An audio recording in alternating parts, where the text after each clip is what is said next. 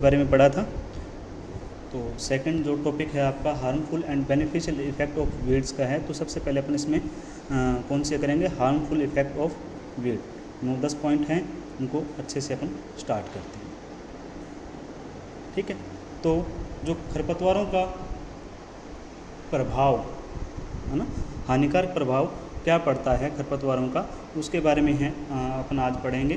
तो सबसे पहला इसका है इफ़ेक्ट ऑन सॉइल मॉइस्चर, मृदा नमी पर प्रभाव।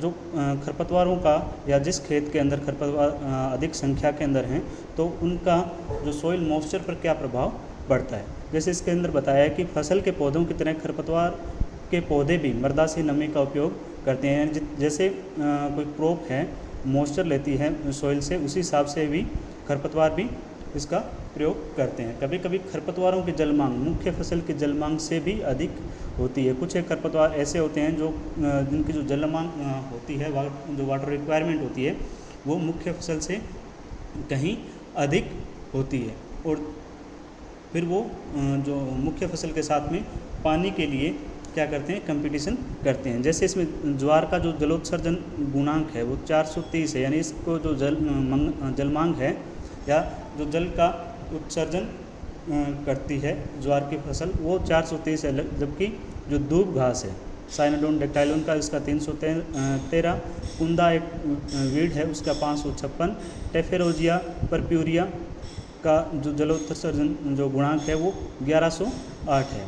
यानी वो अधिक संख्या मात्रा के अंदर जल का उत्सर्जन करते हैं जो खरपतवार है मुख्य फसल की तुलना में। ठीक है, नेक्स्ट है फसल के पकने के लिए जितने पानी की आवश्यकता होती है, खरपतवार के पौधे इससे भी आधी जल की मात्रा का उपयोग कर लेते हैं। यानी जितना पानी फसल को पकने के लिए चाहिए, यानी उसकी जो जल मांग है, उसकी जल मांग में से आधा जो पानी है, आधी मात्रा से भी ज़्यादा पानी वो क्या कर लेते हैं, खरपतवारों के द्वारा उपयोग कर लिया जाता है, जिसके फलस्वरूप फसल के लिए जल की कमी हो जाती है। ठीक है, और जल के लिए प्रतियोगिता असिंचित क्षेत्रों में अधिक होती है। जो कंपटीशन होता है पानी के लिए या मॉइस्चर के लिए, जो कंपटीशन होता है मृदा के अंदर, तो वो कहाँ होता है, असिंचित क्षेत्रों के अंदर। यहाँ पे जहाँ पे जल का अभाव होता है या पानी एक सीमित मात्रा के अंदर फसलों को मिलता है, वहाँ पर पानी के लिए प्रतियोगिता होती है। इसी हिसाब से जैसे जो जहाँ पे न्यूट्रिएंट्स की कमी होती है, न्यूट्रिएंट्स लिमिटेड मात्रा के अंदर खरपतवारों को क्रॉप को दिया जाता है, वहाँ पे फिर वो न्यूट्रिएंट्स के लिए कंपटीशन करते हैं, स्पेस के लिए कंपटीशन करते हैं, है ना। तो वो अलग अलग चीज़ के लिए मुख्य फसल के साथ में प्रतियोगिता करते हैं। इसकी तरह जैसे सॉइल मॉइस्चर के लिए करते हैं, जितना यानी एक क्रॉप के लिए पानी की आवश्यकता होती है, उससे आधे से ज़्यादा मात्रा का उपयोग खरपतवारों के द्वारा कर लिया जाता है, जिससे क्या होता है, फसल के अंदर पानी की कमी हो जाती है और उसको अतिरिक्त जल देने पड़ता है। ठीक है, next effect on nutrients in soil, मृदा में पोषक तत्वों पर प्रभाव। तो कंपटीशन तो किसके लिए, आपको पता है, मॉइस्चर के लिए, न्यूट्रिएंट्स के लिए, स्पेस के लिए, इन सभी चीज़ों के में खरपतवार और मुख्य फसल के बीच में प्रतियोगिता या चलती रहती है। ठीक है, तो इसमें मृदा में विभिन्न पोषक तत्व जो फसलों के लिए उपयोगी होते हैं, खरपतवारों के द्वारा 7 से 20% तक ग्रहण कर लिए जाते हैं। जो खरपतवार हैं उनके द्वारा लगभग 7 से 20% तक जो न्यूट्रिएंट्स हैं वो ग्रहण कर लिए जाते हैं खरपतवारों के द्वारा।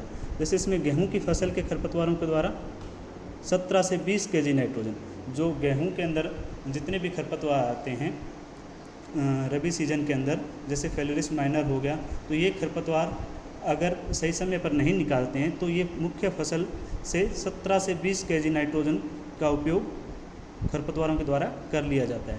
एक पॉली है खरपतवार कार्थिमस ऑक्सीकेंथा, तो वो 60 kg नाइट्रोजन पर हेक्टेयर तक, अगर किसी खेत के अंदर पॉली अधिक संख्या के अंदर है, अगर उसको खरपतवार नियंत्रण नहीं किया या उसको खेत से रिमूव नहीं किया, तो वो है पर हेक्टेयर 60 kg नाइट्रोजन ग्रहण करता है, वो भी प्रति वर्ष। उसके बाद में धान के खेत के अंदर जो सावा घास है, इकाइनोक्लोवाक्टुस गैली है, ये भी 60 से 80% तक नाइट्रोजन प्रति वर्ष ग्रहण करता है।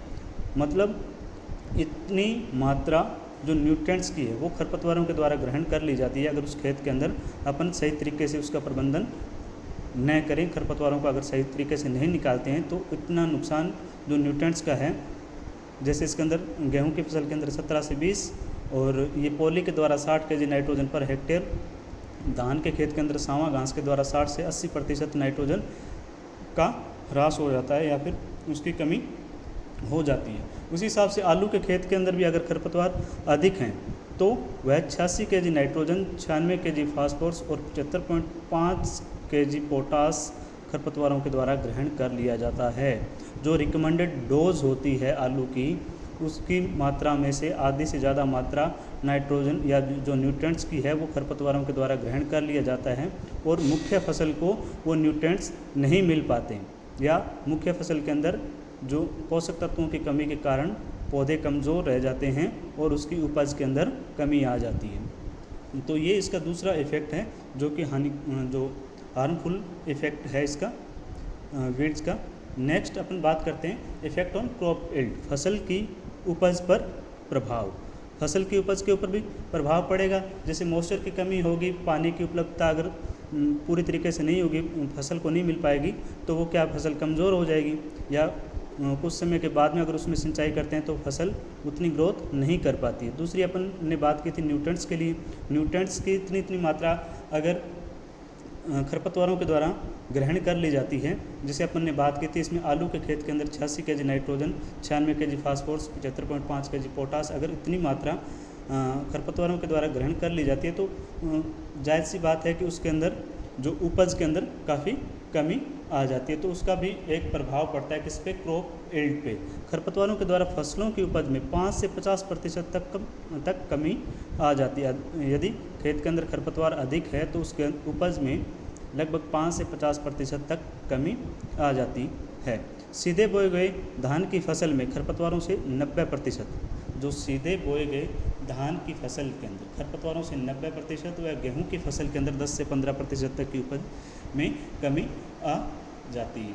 ठीक है, तो जो फील्ड है उसको खरपतवार मुक्त रखना चाहिए और समय समय पर जो कृषि क्रियाएं करके उसको खरपतवार मुक्त फील्ड रखना चाहिए। नेक्स्ट अपन देखते हैं फसलों के गुणों पर प्रभाव, इफ़ेक्ट ऑन क्रॉप क्वालिटी। फसलों के गुणों पर प्रभाव, अगर किसी खेत के अंदर अधिक संख्या के अंदर खरपतवार हैं तो वो जो फसलों के गुण होते हैं उनको प्रभावित करते हैं, उनकी जो क्वालिटी को डाउन करते हैं और जिससे उसके जो प्राइस होती है, जो मूल्य किसान को मिलना होता है, उसके अंदर कमी आ जाती है। जैसे फसलों के दानों में से तेल व प्रोटीन की प्रतिशतता खरपतवारों के कारण कम हो जाती है। अगर तेलीय फसलें हैं तो अगर उसके अंदर खरपतवार अधिक संख्या के अंदर हैं और उसको पूरे न्यूट्रिएंट्स या मॉइस्चर को पूरे तरीके से नहीं मिल पाया तो उसकी जो क्वालिटी होती है, जैसे तेलीय फसलों के अंदर तेल की मात्रा कम हो जाती है या प्रोटीन की प्रतिशतता कम हो जाती है। गन्ने के पौधों में चीनी की प्रतिशतता कम हो जाती है।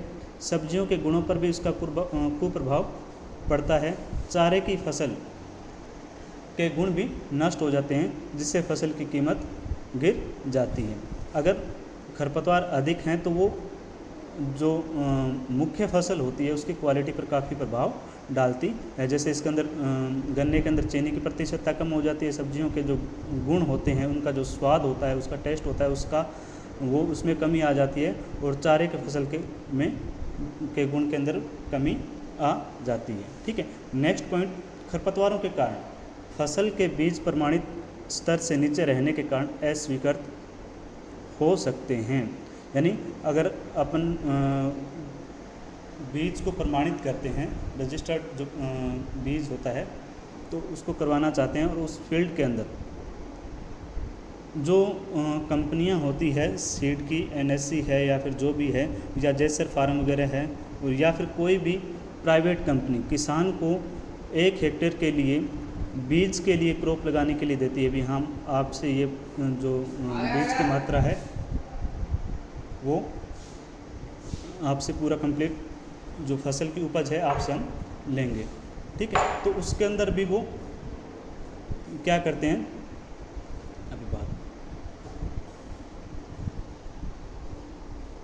तो वो जितनी भी सुविधाएं होती हैं वो किसान को उपलब्ध करवाते हैं और पूरी क्रॉप मैच्योर होने के बाद में हार्वेस्टिंग करवा के पूरी फसल ले जाते हैं और वो समय समय पर उनका निरीक्षण करते रहते हैं कि इसमें अगर खरपतवार अधिक संख्या में तो नहीं है। अगर अधिक संख्या के अंदर खरपतवार होते हैं तो वो क्या करते हैं, उसको समय समय पर निकालते रहते हैं। तो इस पॉइंट के अंदर इसने ये कहा कि अगर खरपतवार अधिक होते हैं तो अधिक खरपतवार के कारण वो बीज प्रमाणित होने से बच जाता है, वह बीज प्रमाणित नहीं हो पाता क्योंकि उसकी जो क्वालिटी होती है वो डाउन होती है।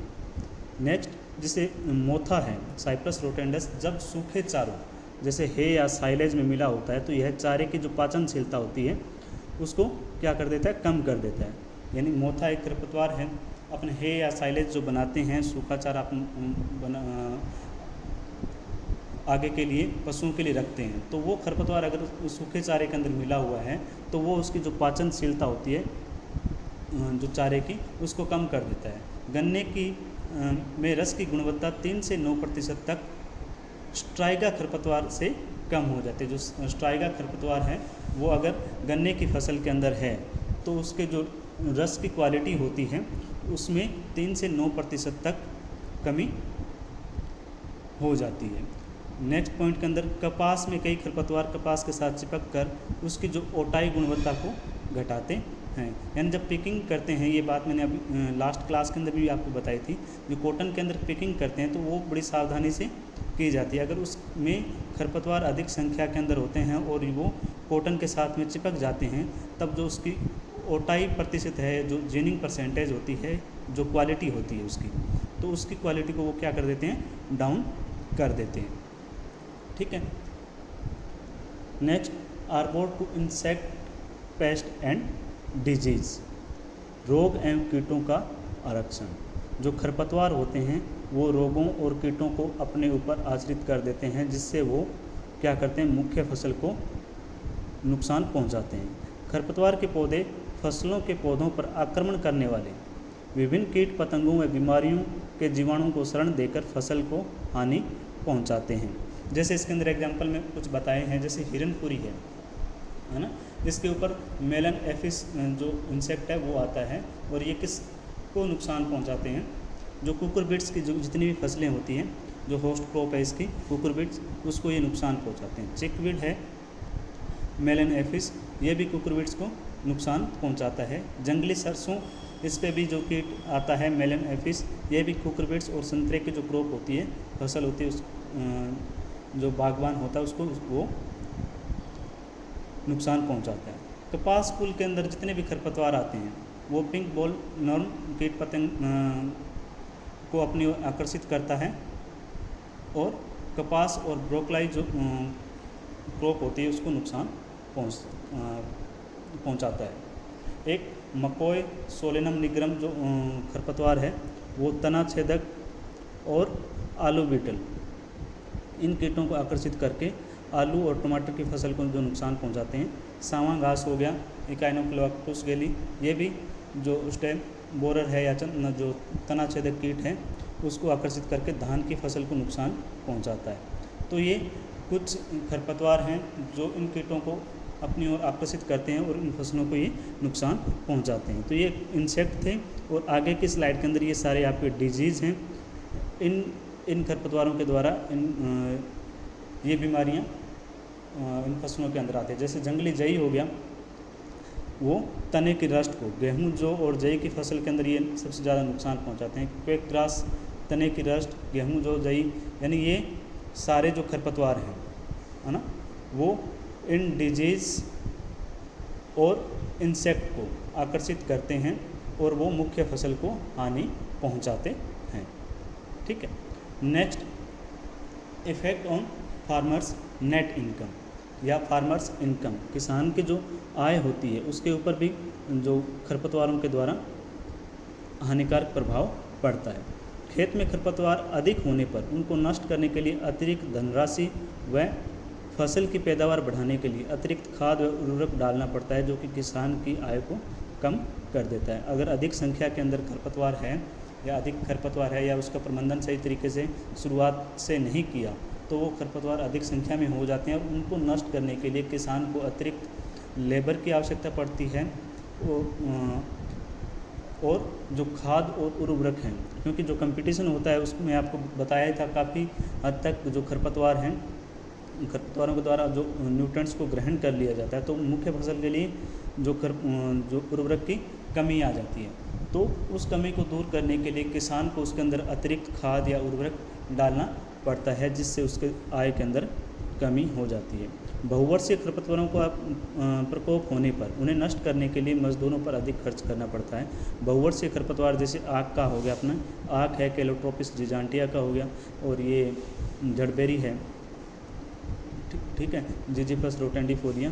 तो ये क्या बहुवर्षीय जो खरपतवार हैं अगर किसी खेत के अंदर आ जाते हैं तो उनकी जो जड़ें भी अधिक गहराई तक जाती हैं और उनको निकालना भी मुश्किल होता है। उनको निकालने के लिए अधिक मजदूरों की आवश्यकता होती है, उन पे अधिक खर्च करना पड़ता है। तो इन सभी खर्चों से जितने भी खर्च अतिरिक्त होते हैं खरपतवार के द्वारा, इससे जो फार्मर की जो इनकम होती है उसके ऊपर भी प्रभाव पड़ता है। ठीक है। Next, depreciation of land value, भूमियों की मूल्य में कमी। ठीक है, जो ज़मीन है, जैसे मैंने इसके अंदर बैकग्राउंड आपको दिखा रखा है, इसके अंदर ये कैलोट्रोपिस जिजांटिया आक है और ये जो कृषि योग्य भूमि है, कृषि योग्य भूमि के अंदर अगर बहुवर्षीय खरपतवार अधिक संख्या के अंदर होते हैं, है ना, और वो किसान चाहता है कि मेरे को ये जो अभी ज़मीन को सेल करनी है या इसको बेचनी है, तो वो एक बार देखने के बाद में वो कह देता है भी हाँ इस पर अधिक खर्च करना पड़ेगा, इस पर पैसा अधिक खर्च करना पड़ेगा, तो मैं यानी इस प्राइस में ये जो ज़मीन है नहीं ले पाऊँगा। यानी जो इसकी जो मूल्य होता है या जो प्राइस होता है उसके अंदर कमी आ जाती है। कृषि योग्य भूमि पर जब बहुवर्षीय खरपतवारों से ढकी रहती है तो उनकी जो कीमत गिर जाती है और उसकी प्राइस के अंदर कमी आ जाती है। ठीक है, तो इस पे भी जो ज़मीन होती है या भूमि होती है उसके मूल्य के अंदर भी खरपतवारों के द्वारा हानिकारक प्रभाव पड़ता है।